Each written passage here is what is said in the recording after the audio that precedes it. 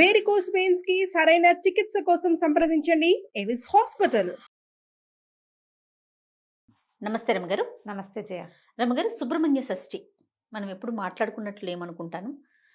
ఈ మధ్యకాలంలో వింటున్నాం రమగారు, అందరూ చెప్తా ఉన్నారు సుబ్రహ్మణ్య షష్ఠి యొక్క విశిష్టత కూడాను. సరే, ఒక్కసారి మీరు కూడా చెప్తే అసలు మనం అందరం చేసుకుంటామా? జనరల్గా చేస్తారు కొంతమంది, కొందరి ఇళ్లలో సుబ్బారాయ షష్ఠి అని రాస్తారు. సుబ్బారాయుడు అంటే సుబ్రహ్మణ్యేశ్వరుడు. కొన్ని కుటుంబాల్లో చేస్తారు, కొన్ని ప్రాంతాల్లో చేస్తారు. ఈ షష్ఠి పూజా విధానం ఎక్కువగా తమిళనాట కనపడుతుంది. కంద షష్ఠి అది చేస్తారు, స్కంద షష్ఠి అంటారు.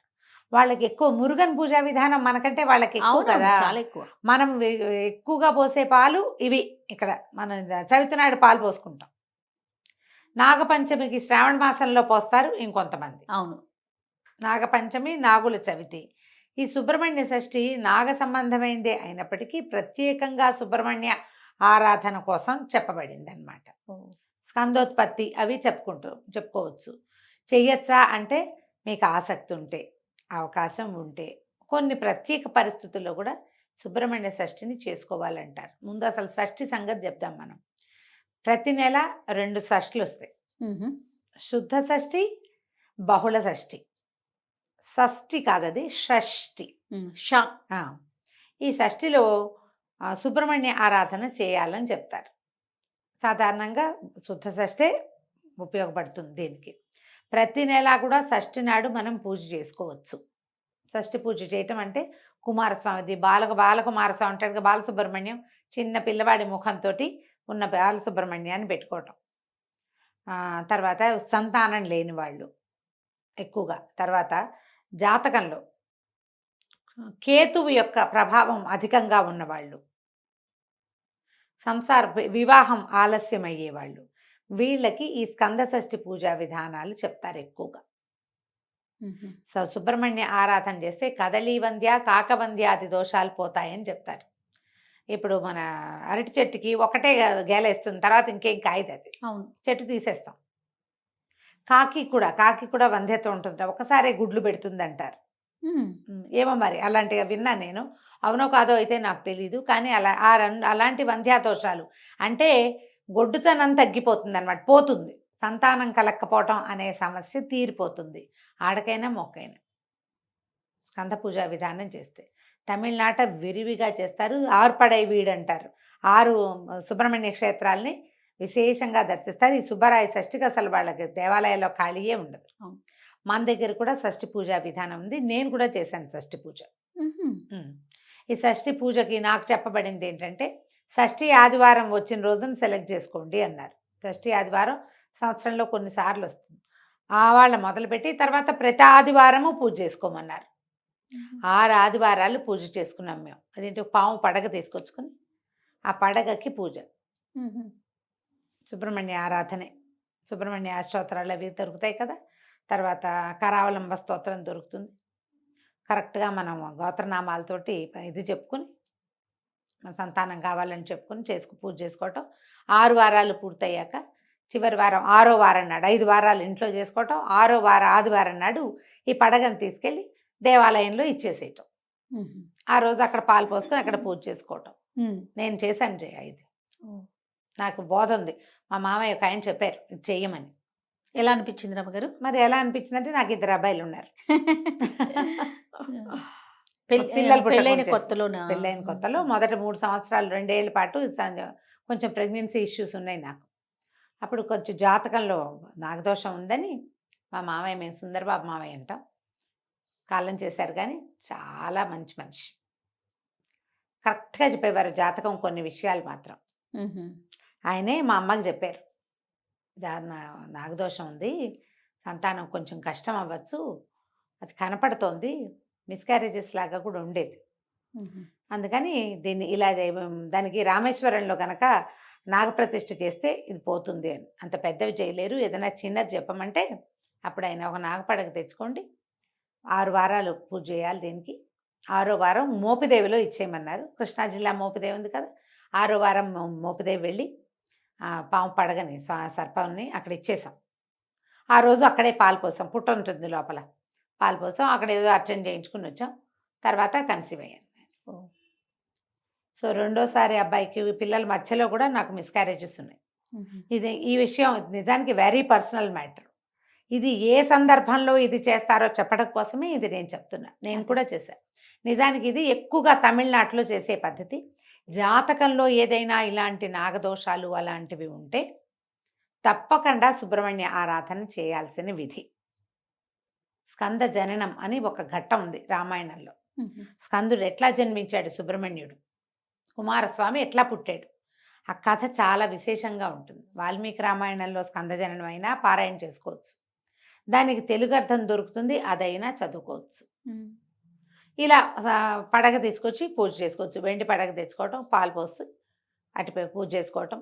వారం రోజులు రోజువారీ మామూలుగా చిన్న పూజ దీపం పెట్టుకుంటాం సరిపోతుంది. ఈ ఆదివారం నాడు తెల్లటి పువ్వులతోటి అర్చించమని మాత్రం చెప్పారు ప్రత్యేకంగా. మిగిలినదంతా మేము మామూలుగానే చేసుకునేవాళ్ళం. అంతే అంతే మామూలు పూజ. ఈ తెల్లని పువ్వులతోటి అర్చన చేయమని చెప్తారు. 6వ రోజు ఇప్పుడు మన సమీపంలో ఎక్కడైనా స్కంద దేవాలయాలు ఉన్నాయి, సుబ్రహ్మణ్య దేవాలయాలు, సుబ్రహ్మణ్య స్వామి వెలిసిన దేవాలయాలు ఉంటే అక్కడ ఎక్కడైనా కూడా మనం ఈ 6వ వారం చేసుకోవచ్చు, పూజ చేసుకోవచ్చు. షష్ఠి ఆదివారం వచ్చింది, చాలా విశేషమైంది మొదలు పెట్టుకోవటానికి. ఇప్పుడు మనం ఇప్పుడు చూస్తున్నటువంటి సుబ్బారాయ షష్ఠి ఎప్పుడు వచ్చింది, మార్గశిర శుద్ధ షష్ఠి, సుబ్రహ్మణ్య షష్ఠి మనం ప్రతి నెల వస్తుంది. ప్రతి నెల షష్ఠిని మనం ఎలా చవితిని సంకటహర చతుర్థిగా చేస్తున్నాం, అట్లా ఇలా సంతానం లేని వాళ్ళు, పిల్లలు అవకరాలతో జన్మించే అవకాశం ఉన్నవాళ్ళు, తరచూ మిస్క్యారేజెస్ అయ్యేవాళ్ళు, ఏదైనా IVF లాంటివి ట్రై చేసి సక్సెస్ రేట్ తక్కువగా ఉందని భయపడుతూ ఉంటాం కదా, అలాంటి వాళ్ళు సుబ్రహ్మణ్య ఆరాధన చేస్తే గర్భం నిలుస్తుంది. ఎందుకంటే స్కందుడు విచిత్రమైన జన్మ కలిగిన వాడు, అసలు అది ఎక్కడా కనపడదు ఆయన లాంటి విచిత్ర జన్మ. ఆయన పార్వతీ పరమేశ్వరులు ఇద్దరు వాళ్ళిద్దరు వివాహం ఎందుకు చేశారు, తారకాసుర సంహారానికి శివ తేజస్సు నుంచి జన్మించిన వాడే తారకాసురుణ్ణి చంపగలడు. శివుడు అప్పటికి సతీదేవి వియోగం తర్వాత ఆయన తపశ్చర్యలో పూనుకున్నాడు. సతీదేవి హిమాలయ హిమవత్పర్వతానికి కుమార్తెగా జన్మించి ఉంది. ఆయన విరాగిగా ఉన్నాడు, ఆయన వివాహం చేసుకోడు. శివ తేజస్సు ఎలా కుదురుతుంది వీళ్ళకి, ఆయన ఎవరితోటి కలవకపోతే? అందుకని ఈ సతీదేవి పార్వతీదేవిగా జన్మిస్తే పార్వతీదేవితో శివుడికి వివాహం అయ్యేలాగా దేవతలు సంకల్పించి మన్మధుడిని ప్రేరేపించి పంపించారు. ఈ మన్మధుడిని అయితే కోపం వచ్చి శివుడు మన్మధుడిని దగ్ధం చేశాడు, కానీ కాలక్రమాన పార్వతీదేవిని వివాహం చేసుకున్నాడు. కొన్ని వందల సంవత్సరాలు వాళ్ళిద్దరూ కలిసి సంయోగంలో ఉన్నారు. కానీ శివతేజస్సుని ఇలా శక్తి శరీరంలో నిక్షిప్తం చేస్తే ఆ మహాతేజాన్ని ప్రపంచం తట్టుకోలేదని రేతస్సుని భూమి మీద పతనం చేసేలాగా చేశారు దేవతలు. భూదేవి తట్టుకోలేకపోయింది దాన్ని. అగ్నిదేవుడు భరించాడు శివతేజస్సుని. ఎప్పుడైతే తన గర్భంలో నిలవలసిన రేతస్సు నేల మీద పడిపోయిందో మహాకోపం వచ్చి ఈవిడ దేవతలకి మీకు పిల్లలు కలగరు భార్యల ద్వారా అని వాళ్ళని చెప్పించి భూమికి నువ్వు ఇది ఒప్పుకున్నావు కాబట్టి, ఒప్పుకుని నీ మీద పతనం చెందింది కదా, నేను భరించవలసిన దాన్ని నువ్వు తీసుకున్నావు కాబట్టి అందరూ మొగుళ్ళే నీకని చెప్పేసింది. అందుకని ప్రతి రాజుని భూభర్త అంటారు. భూపతి అంటే ప్రతి రాజు భూమికి భర్తే, అందరూ భర్తలే. ల్యాండ్ లార్డ్ అంట.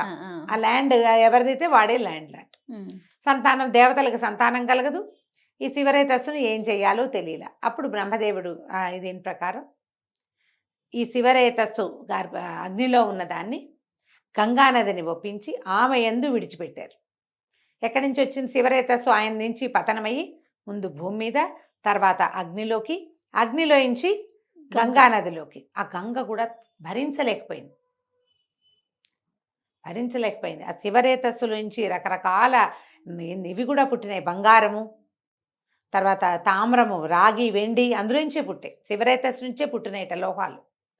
అది అగ్నిలో పడేసరికల్లా అట్లా అది నీళ్ళలో పడేసరికి సెపరేట్ అయిపోయినాయి. అందులో ఉన్న ఇది ఒక్కొక్క రూపం చెంది అన్నీ సెపరేట్ అయిపోయింది.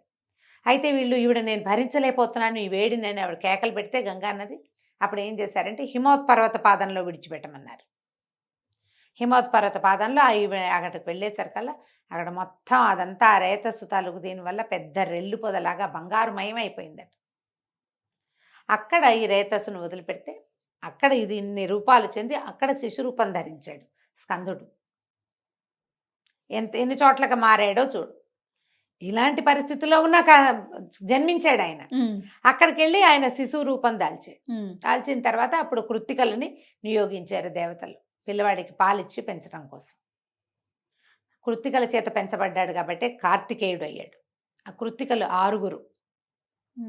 అందుకని 6 దగ్గర పాలు తాగడానికి 6 ముఖాలతోటి పాలు తాగేటట్టు. అందుకని షణ్ముఖుడు. ఎంత చిత్రమైన ఇది ఉందో చూడు కథ. ఇలా అంటే ఎలాంటి విపత్కర పరిస్థితుల్లో అయినా కూడా సంతానం కలిగే అవకాశాన్ని స్కందుడిస్తాడు. అందుకని ఈ స్కంద షష్ఠిని పూజ చేసుకోమని చెప్తారు. అవకాశం ఉన్నవాళ్ళు, అవసరం ఉన్నవాళ్ళు, తప్పకుండా అలవాటు ఉన్నవాళ్ళు ఎలాగూ చేసుకుంటారు కదా, ఎలాగూ చేసుకుంటారు. అవసరం లేదు ఊరికే మనకి సుబ్రహ్మణ్యం మీద ఇష్టం. నాకు మామూలుగా సుబ్రహ్మణ్యం ఫోటోలు చూస్తేనే చాలా ఇష్టంగా ఉంటుంది. నాకు సుబ్రహ్మణ్య షష్ఠి చేసుకుంటాను, నేను దండం పెట్టుకుంటాను, రోజు కరావలంబం చదువుకుంటాము. ఇలా పిల్లలతోటి ప్రాబ్లమ్స్ ఉన్నవాళ్ళు ఇది చదువుకుంటే ఈ సమస్యలు అవి తీరుతాయి. దేవాలయ దర్శనం చేయటము. తర్వాత ఇప్పుడు ఇలాంటి ప్రాబ్లమ్స్ ఉన్నవాళ్ళు ఈ ప్రత్యేక సుబ్బరాయ షష్ఠే కాకుండా నెలలో ప్రతి నెల వచ్చేటువంటి శుక్ల షష్ఠి నాడు కూడా మనం ఈ స్కంద పూజా విధానాన్ని చేసుకోవచ్చు. ఇవాళ షష్ఠి నాడు మొదలు పెడితే ఆదివారాలు కూడా మనం షష్ఠి పూజా విధానాన్ని చేసుకోవచ్చు. మొదట ఇది మొదలు పెట్టుకుంటే తర్వాత ఇంకా ఆదివారం చొప్పున చేసుకుంటాం. ప్రధానంగా నాగదోషం, సర్పదోషం లాంటివి ఉంటే వాటి నివారణకే ఈ పూజా విధానము. స్కందచరణ పారాయణం అవి చేసుకున్నా కూడా చాలా విశేషమైన ఫలితం ఇస్తుంది. అవసరం ఉన్నవాళ్ళు చేసుకోండి అంతే. లేదా ఇది ఒక పర్వదినము, ఈరోజు నేను చేయాలంటే ప్రత్యేకంగా నిరాహారంగా ఉంటారు, తరిగిన కూరలు తినరు, దాంపత్యం పనికిరాదు. ఈ పూజ కనుక ఏదైనా చేసుకునేటట్టయితే ఇది పనికిరావు. ప్రత్యేకంగా దీన్ని ఎలా ఇవాళ సూర్యోదయం నుంచి రేపు సూర్యోదయం వరకు ఉపవాసమే, అన్నం తినకూడదు. నివేదన చేసిన ప్రసాదాన్ని తీసుకోవచ్చు. సంతానార్థులుగా ఉన్నవాళ్ళైతే ప్రెగ్నెన్సీలో మాత్రం చేయకూడదమ్మా. ఇది ప్రెగ్నెన్సీ వాళ్ళకి కాదు. సంతానం కావాలని కోరుకునే వాళ్ళైతే మాత్రం ఇలా ఏదైనా తిని పళ్ళో గిల్లో తినేసి తర్వాత పాలు తాగటం అలాంటివి చేయొచ్చు. తరిగినవి తినకూడదు. కొన్ని ప్రాంతాల్లో షష్ఠి నియమాలు చెప్తారు. అట్లా మీ ప్రాంతంలో ఉందో లేదో చూసుకోండి. లేదా అసలు ఇదేం లేదు, ఇదేదో మీరు కొత్తగా వింటున్నారు అంటే సాధ్యమైనంత చాకు పట్టుకుని కొయ్యకుండా ఉండండి. తప్పకుండా తరగద్దు, మనం తరగకూడదు, తరిగినవి తినకూడదు. ఆ జాగ్రత్తలు తీసుకుంటే జాగ్రత్త తీసుకుని పూజ చేసుకోవచ్చు. అవకాశం ఉన్న వాళ్ళు చేసుకోవచ్చు. తప్పకుండా అండి. నమస్తే. నమస్తే.